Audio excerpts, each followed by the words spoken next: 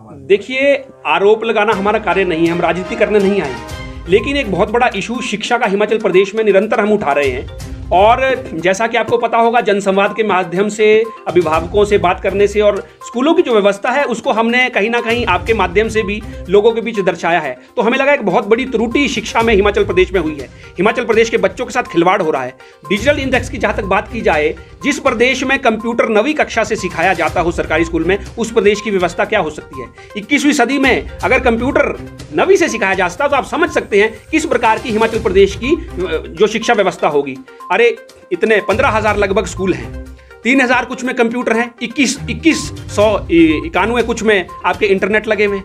आप बताइए, 1/4 में भी कंप्यूटर नहीं है, 1/4 से भी 10% में आपका इंटरनेट चल रहा है, वो भी जो आपने देखा होगा ज्योग्राफिकल कंडीशन के हिसाब से, वेदर के हिसाब से चलता होगा नहीं चलता होगा।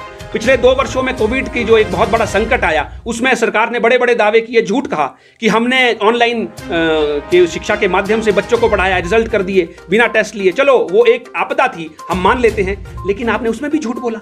अरे जिन स्कूलों में 9वीं से आप कंप्यूटर पढ़ा रहे हो, उस 21वीं सदी में वो बच्चा क्या करता होगा, वो क्या सीखेगा। बाकी प्लेग्राउंड्स की बात ले लीजिए, बाउंड्री की बात ले लीजिए, इंफ्रास्ट्रक्चर की बात लीजिए, बहुत बुरा हाल हिमाचल प्रदेश में शिक्षा का है। इसलिए आज आम आदमी पार्टी ने आपको आंकड़ों के साथ ये सारी चीजें, इसको प्रेस कॉन्फ्रेंस को किया ताकि आपके माध्यम से हिमाचल प्रदेश के जनता को पता चले। और भारतीय जनता पार्टी जो रूलिंग सरकार है, कांग्रेस को जो इन्होंने पिछले 60 वर्षों में किया है, हिमाचल प्रदेश में 2022 के चुनावों में आम आदमी पार्टी शिक्षा को मुद्दा बनाना चाहती है, हिमाचल प्रदेश के लोगों को जोड़ना चाहती है। हम राजनीति करने नहीं आए, हम व्यवस्था को सुधारने आए हैं। उस व्यवस्था को सुधारने की दृष्टि से शिक्षा एक बहुत बड़ा मुद्दा है। आखिर हिमाचल प्रदेश आगे कब बढ़ेगा, जब हमारे बच्चे पढ़ेंगे, लिखेंगे, सेटल होंगे और सारी चीजें करेंगे और ऐसे करेंगे। अरे दिल्ली में एक तरफ आप बात करते हो, गोविंद ठाकुर इनके शिक्षा मंत्री है, बहुत उलझुल बयान दिए, फलाना है, स्कूल कम है, इंफ्रास्ट्रक्चर नहीं है, झूठ बोलते हैं। मनीष सिसोदिया जी ने कहा आप बहस के लिए आइए, व्यक्ति मुकर गया कि मैं बहस ही नहीं कर सकता, मेरे पास इतना मादा ही नहीं, अकल ही नहीं कि मैं सिसोदिया जी के साथ, जो हिमाचल प्रदेश और देश में चाणक्य जाने जाते हैं शिक्षा के लिए। लेकिन सिसोदिया जी ने ट्वीट किया कि ये आपकी हालत है, ये आपके शिक्षा की हालत है। ये मैं आपको कह रहा हूं, बच्चे स्कूलों में नहीं है, 20% स्कूलों में टीचर ही नहीं है, इंफ्रास्ट्रक्चर का बुरा हाल है, 85% स्कूलों में कंप्यूटर नहीं है। आप बताइए, तो कहीं ना कहीं आम आदमी पार्टी राजनीति नहीं कर रही है, लेकिन जो हिमाचल प्रदेश में स्थिति है उसको उजागर कर रही है। तो जो भारतीय जनता पार्टी है उनको बहस नहीं करनी चाहिए, उनको सीखना चाहिए। वो कोई अच्छी चीजें करेंगे तो हम सीखेंगे। अगर हम देखिए, आरोप लगाना हमारा कार्य नहीं है, हम राजनीति करने नहीं आए, लेकिन एक बहुत बड़ा इशू शिक्षा का हिमाचल प्रदेश में निरंतर हम उठा रहे हैं। और जैसा कि आपको पता होगा, जनसंवाद के माध्यम से, अभिभावकों से बात करने से और स्कूलों की जो व्यवस्था है उसको हमने कहीं ना कहीं आपके माध्यम से भी लोगों के बीच दर्शाया है। तो हमें लगा एक बहुत बड़ी त्रुटि शिक्षा में हिमाचल प्रदेश में हुई है। हिमाचल प्रदेश के बच्चों के साथ खिलवाड़ हो रहा है। डिजिटल इंडेक्स की जहां तक बात की जाए, जिस प्रदेश में कंप्यूटर 9वीं कक्षा से सिखाया जाता हो सरकारी स्कूल में, उस प्रदेश की व्यवस्था क्या हो सकती है। 21वीं सदी में अगर कंप्यूटर 9वीं से सिखाया जाता तो आप समझ सकते हैं किस प्रकार की हिमाचल प्रदेश की जो शिक्षा व्यवस्था होगी। अरे इतने 15,000 लगभग स्कूल हैं, 3,000 कुछ में कंप्यूटर हैं, 2191 कुछ में आपके इंटरनेट लगे हुए हैं। आप बताइए, 1/4 में भी कंप्यूटर नहीं है, 1/4 से भी 10% में आपका इंटरनेट चल रहा है, वो भी जो आपने देखा होगा ज्योग्राफिकल कंडीशन के हिसाब से, वेदर के हिसाब से चलता होगा नहीं चलता होगा।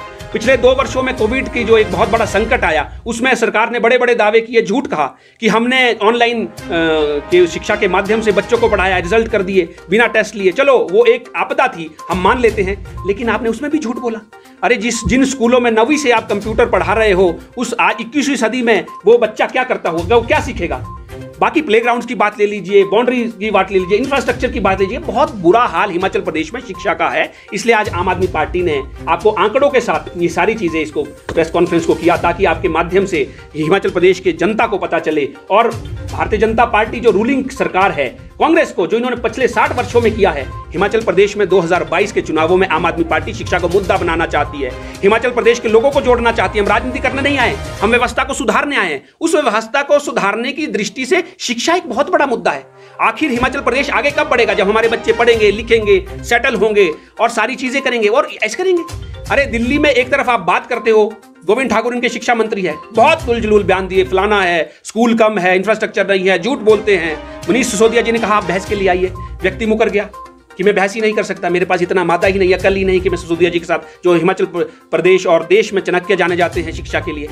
लेकिन सिसोदिया जी ने ट्वीट किया कि ये आपकी हालत है, ये आपके शिक्षा की हालत है, ये मैं आपको कह रहा हूं, बच्चे स्कूलों में नहीं है, 20% स्कूलों में टीचर ही नहीं है, इंफ्रास्ट्रक्चर का बुरा हाल है, 85% स्कूलों में कंप्यूटर नहीं है। आप बताइए, तो कहीं ना कहीं आम आदमी पार्टी राजनीति नहीं कर रही है, लेकिन जो हिमाचल प्रदेश में स्थिति है उसको उजागर कर रही है।